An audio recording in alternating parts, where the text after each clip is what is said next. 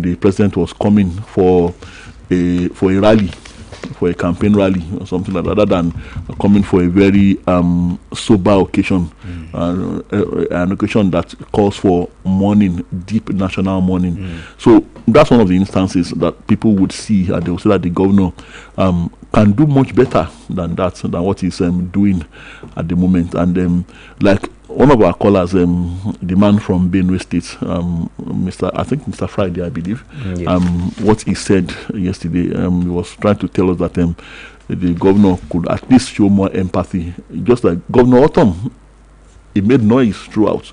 Yes, he couldn't do anything to stop the killing, couldn't do much to stop the killings, but he actually made noise.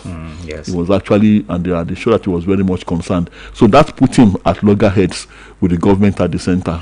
Because and even to the extent that because Governor Autumn was talking, and he was even pushing laws to stop this killing, the perpetrators were not happy with those laws. So they tried severally to take his life. Remember that incident when he was on his farm, and he came under attack. And those who launched the attack, yes, he escaped death by the whiskers, and those who launched the attack came out boldly to say it is us, and that the governor can only run, that it's only a matter of time before they catch up with him. And nothing happened. The presidency said nothing, and the security agencies did nothing. Well, okay, you wanted to say something. In the meantime, I was the story about the Miyetti Allah president, the troublesome arm of Miyetti Allah. You know, there are two arms. Yes. They are both troublesome, but one is much more violent, much more extremist than the other. And one is lenient. And one is more responsible statements. They'll come out to say that, that the killer herders can graze their cattle anywhere in the country. It doesn't matter whose farm it is. Those are the kind of irresponsible statements that come from some of those governors. But now, I think it's a good one, and that he's been at least, if not directly for those crimes committed by his group, at least it's been made to answer to something.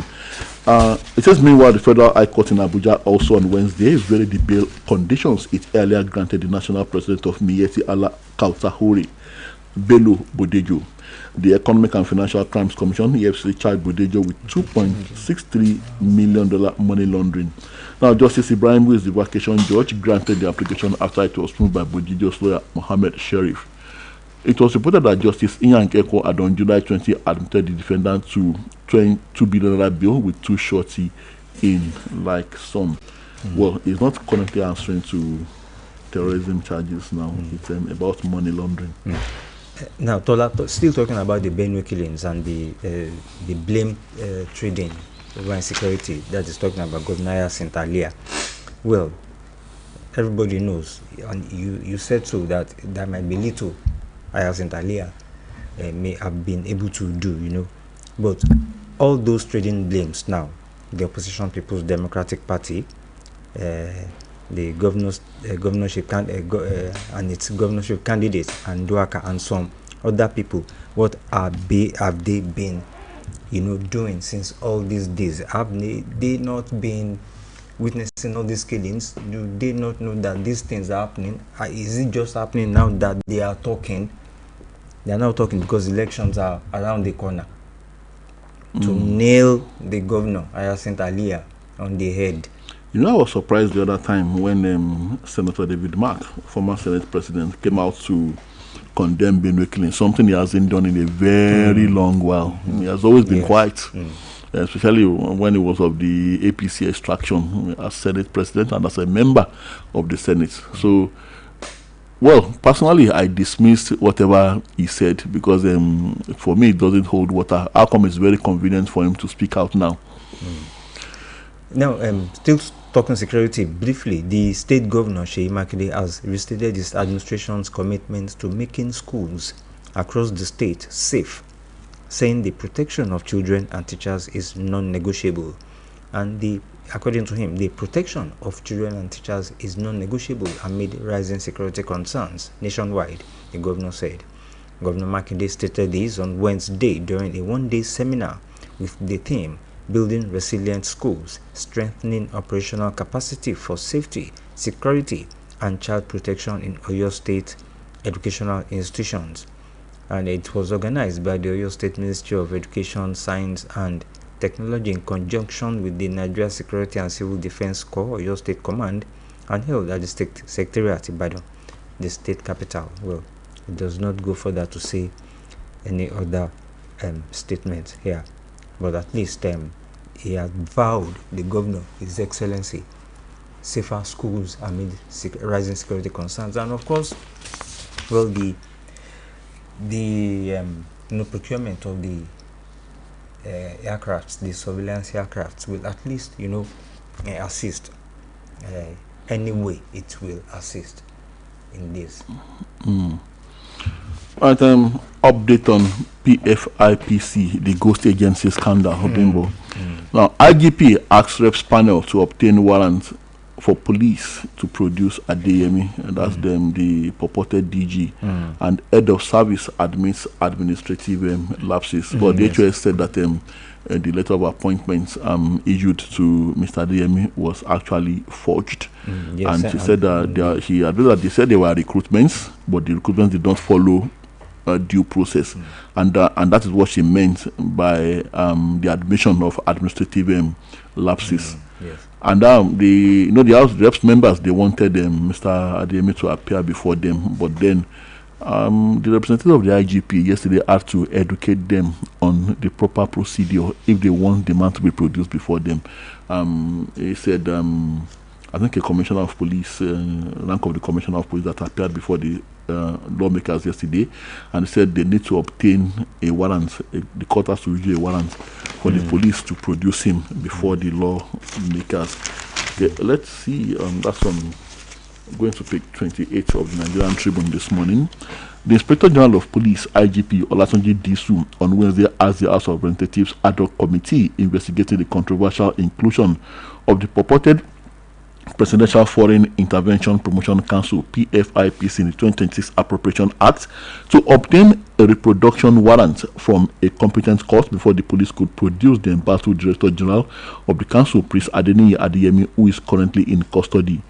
The request was conveyed to the committee through a police delegation led by Deputy Commissioner of Police DCP Olufemi Akinola and Assistant Commissioner of Police ACP Bashir Abdullahi during the resumed investigative hearing chaired by Honorable Yusuf Gadi. The police chief explained that Prince Adeniyi could not be brought before the lawmakers because he was being held pursuant to a subsisting court order, stressing that only a reproduction warrant would enable the police to produce him before the committee. He said the IGP is committed to cooperating with the committee in the discharge of the mandate that the committee has. Okay, so I believe the lawmakers should have known that before asking the police to produce him. So and the doctor have done the needful. But in the meantime, there was something I came across, and if this is true, there are still so many questions waiting to be answered by the authorities, by the federal government. Well, it has somewhat gone viral, Bimbo, and this information, like I said, I don't know if it can be verified, and it's titled "Who is Fooling Who?" And it says, so Adeyemi was SSA, a senior special assistant to Osun State governor for about 6 months. So he scammed the state government of about 200 million naira. So the FCC arrested him based on a petition from the government. The EFCC recovered about 180 million naira from Adeyemi. The same EFCC chairman months later hosted Adeyemi in his office. It says Adeyemi had 6 police officers and 2 DSS operatives in his security detail. It says Adeyemi's official cars and those of his security officers bore the FGN presidency as plate numbers. Adeyemi was formally invited to be on VP Vice President Shetima's entourage twice on the Vice President's trip abroad. And at the National Assembly, both the Senate and the House of Reps nominated members on Adeyemi's official trip abroad. So it also said Adeyemi had 3 federal civil servants on level 17, directors deployed to his office. And that the fake agency had an official website, a working one at that. And the NSA, DSS DG and Communications Minister didn't know. So, well. Those points that you have just mentioned now, I had it about 3 weeks ago. Oh. Yes, but I wasn't too sure But that one, especially that he worked as SA to the Osun State governor then, and swindled the state and the governor of some large amounts of money, and that the governor just had to let him pack to just get out of the state. Yes, that one is certain, but all these other ones too, I had them, but I did not. I was not too sure. Nobody can be, just paying some things on some people when you are not sure about the details of them. Well, it should be investigated, and if they are true, there is more explaining to be done by the concerned authorities. Yes, before we go to the phone lines now, well, as the head of service admitted that mistakes, they admitted the head of service of the Federation admitted mistakes, the rapes, like you read, I think they uncovered some irregular approvals. And this is when fresh details emerged on Wednesday in the House of Reps investigation into the controversial Presidential Foreign Investment Promotion Council. As the head of service of the Federation, Mrs. Didi Wilson-Jack, admitted that her office failed to carry out adequate due diligence before granting key approvals to the purported agency. And also the Office of the Accountant General of the Federation blamed one of its officials for diverting an official letter that allegedly helped sustain the scheme. So many others. Yeah. All right, as we open the phone lines, Atiku tackles Tinubu for exceeding 2024 borrowing limit by 4.79 trillion naira. They told us there are no more borrowing. And plot to remove me is about 2027, not on performance. Ondo Speaker alleges, and lawmakers allege misconduct as reason for planned removal. And Nigeria to end visa amnesty by July 31. US warns citizens of fines, re-entry ban. Yes, State Fund bars universities with abandoned projects from 2027 funding. Yes, 070-5555-1985. The program is Conversation on Oluyole FM 98.5 in Ibadan. Hello, good morning. Good morning. Good morning, Good morning. Ojo Michael calling from Oluyole. Good to have you, Mr. Ojo Michael. Yes, sir, my brother, this issue of this goes agency. This is something we drag it, and it will be swept under the floor. Good morning, happy night, sir. Thank you very much. Oh, thank you, Mr. Ojo Michael. 070-5555-1985. Hello, good morning. Good morning, sir. Good morning. I can be Adebayo from Iwo. Good to have you, Mr. Akombi Adebayo. May the good Lord continue to be with you, sir. Mr. Bimbo and Mr. Teller. Amen. Amen. One thing is to be doing the work. Another thing entirely is to be efficient and the work being done. We are really very proud of you people for the excellent and balanced information being given out on daily basis. Where we continue to bless you, sir. Amen. I am not talking to impress you, but I really enjoy you. God will bless you. Thank you very much. Secondly, I've said it, times without number, that I can be a deputy is not a cardinal member of any political party, and so I cannot be accused of politicizing my committee. The arrest of the FSD in the state with that weighty allegation of food buying is quite very, very malicious. This was made possible because presently the federal government is the owner of police, and we all know the ending plate. The appeal court has just notified the Federal High Court in Abuja asking the High Court to discredit Kari, Accord Party, and others. Do you remember? And Yes, we do. appeal court described that judgment as a judicial rascality. As you know, what that means, ultimately, whose good performance have throughout the opposition in Osun State is still in the race. Now, the opposition must do it for one way or the other, at least to try to complete its re-election. This week Sunday, some good news started the way some people in the Osun State. The Osun State Police Command really condemned the act. That was that. Like you rightly said, Governor Adeleke is the target. And you should take for what you have, apart from the ones I'm using in my shop and going university, I have some laptops at home, printers, some cameras. Can somebody come to accuse me of what going as a result of having those things in my possession now? Well, the allegation is greater than. God bless you, sir. Well, thank you, Mr. Akombi Adebayo. The program is still Conversation on Oluyole FM 98.5 right here in the city of Ibadan. Hello, good morning. Good morning. Good morning. Hello, good morning. Oh, we love that. I mean, but remember, the saying among people like you who are approaching grandpa status.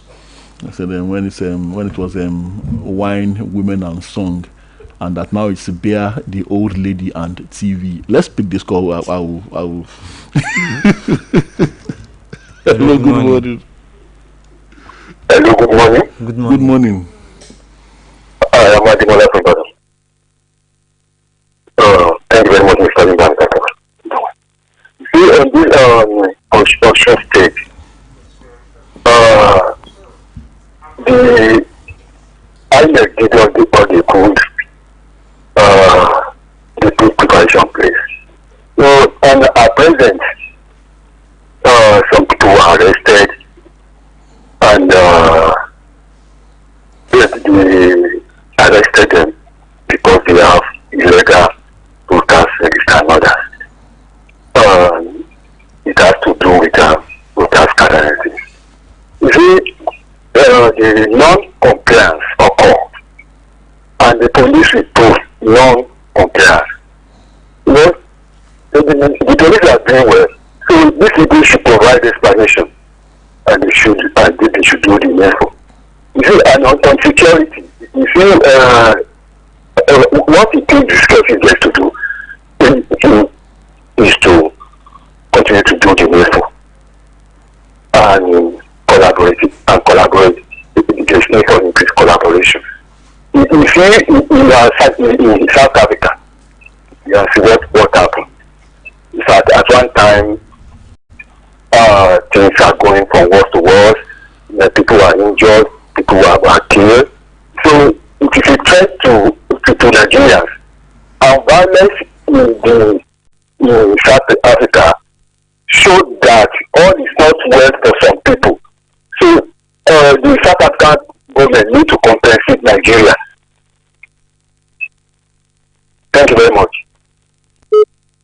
Thank you, Mr. Demola. Okay, Bimbo, now that it's you are getting to that stage where it's going to be beer, the old lady, and TV, maybe you should remove TV from it, because the else corner of the Nigerian Tribune this morning says, why watching too much TV? It says midlife. In midlife is bad for the brain.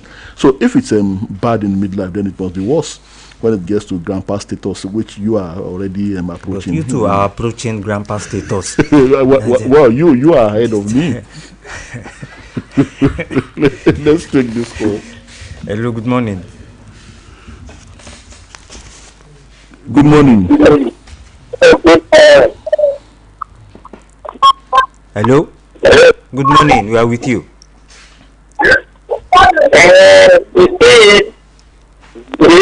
Hello. We are with you.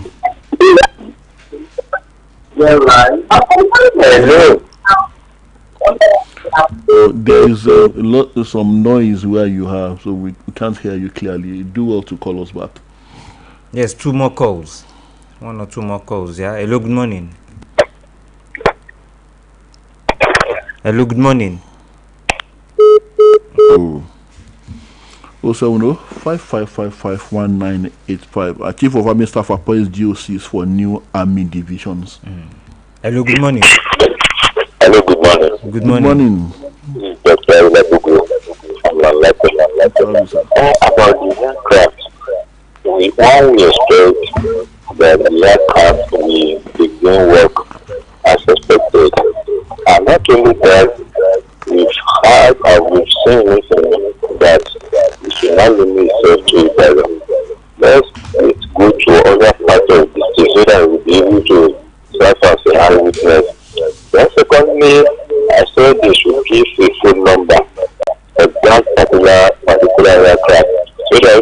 any problem, people will be able to at least call the number. So that is the suggestion I made, but I don't think maybe they are working towards it or not.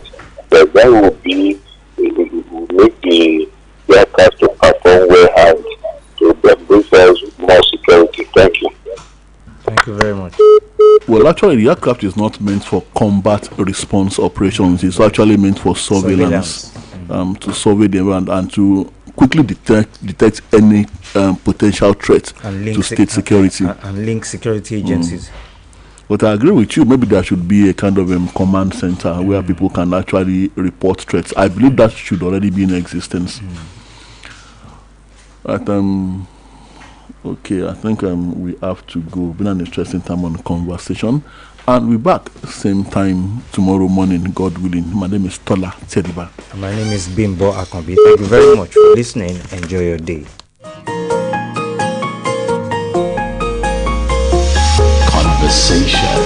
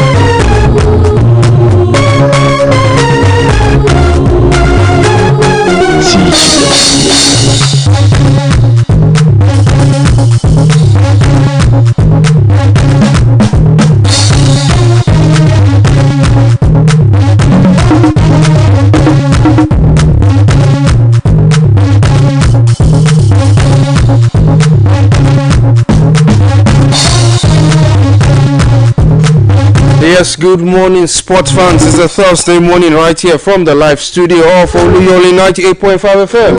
And of course, as you know, from 7:30 a.m., your breakfast sports show on radio comes alive. Always a pleasure to have you join us right here on the program. My name is Toby Ajewole, your host on the program this morning. Of course, I will be giving you the latest stories. And of course, trying to catch up with the ever dynamic sporting scene. Of course, we have update from day 6 of the ongoing Commonwealth Games. That was from yesterday. As Team Nigeria will be hoping to continue their very impressive run. Of course, we'll also be having domestic stories to tickle your fancy from the Nigerian National League to the Nigeria Premier Football League. Our clubs are ready, preparing for the new season set to kick off in the month of August. Also, clubs are trying to tidy up a whole lot of transfer updates. Of course, from the Shooting Stars camp, we'll be giving you updates from there before we move straight forward. So just sit back and be strapped as we go in this ever exciting world of sports. Well, we are live on Facebook. We are also live on YouTube.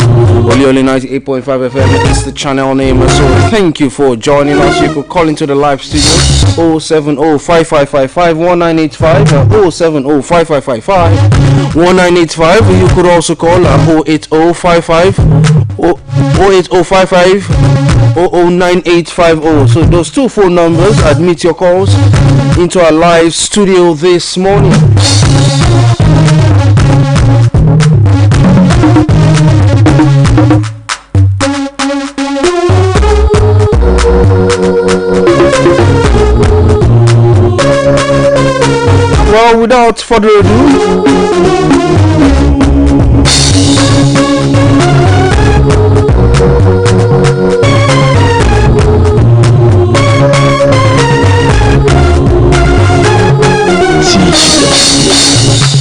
without further ado, we start from the camp of Team Nigeria at the ongoing Commonwealth Games right there in Glasgow at the Scottish capital, where Team Nigeria celebrated another memorable day at the 2026 Commonwealth Games.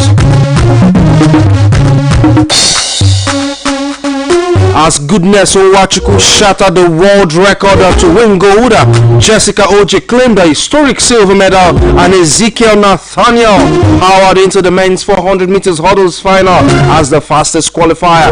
Nwachukwu produced the performance of her career in the women's F40